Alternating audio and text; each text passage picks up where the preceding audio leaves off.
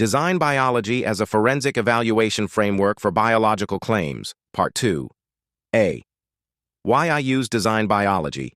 I use Design Biology because I see repeated overreach in origin discussions. I see observed findings presented as if they prove an entire historical sequence. I see mechanism claims blended with agency assumptions without clear boundaries. I see model-based reconstructions spoken of as if they were directly observed history.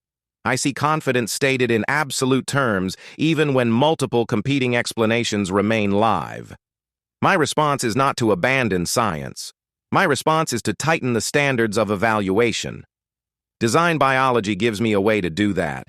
It lets me ask whether the evidence supports a narrow claim, a moderate inference, or a strong historical reconstruction. It lets me document downgrade triggers. It lets me score evidence quality. It lets me compare cause classes without pretending that all statements belong to the same evidential level. That is why I see Design Biology as more useful than broad labels alone.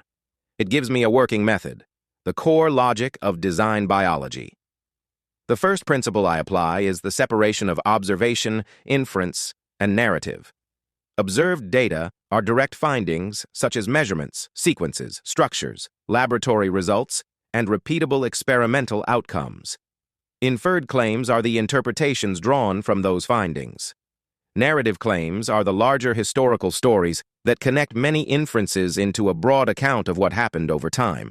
I treat those as distinct layers because they do not carry the same evidential weight. A narrative can be coherent and still exceed the direct support of the data. A mechanism can be real and still fail to demonstrate origin-level sufficiency. A pattern can be meaningful and remain underdetermined. The second principle I apply is causal adequacy. When I evaluate a claim, I ask whether the proposed cause has been shown to produce the claimed result at the required scale, coordination level, and information level. I do not stop at the question of plausibility. I ask whether the pathway has been demonstrated, whether hidden guidance has been introduced, whether the mechanism scales, and whether the claim closes the gap between possibility and proof. The third principle I apply is the distinction between mechanism and agency. Mechanism explains how a process operates. The agency addresses whether directed action, selection, or constraint by intelligence played a role in producing the outcome. In my framework, those are not the same question. A mechanism can be present and still not explain the full causal account. The fourth principle I apply is explicit treatment of alternative cause classes. I do not reduce the discussion to a single permitted category.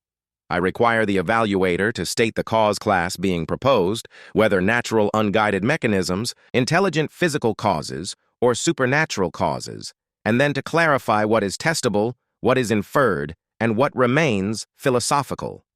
This prevents category confusion and keeps the discussion honest.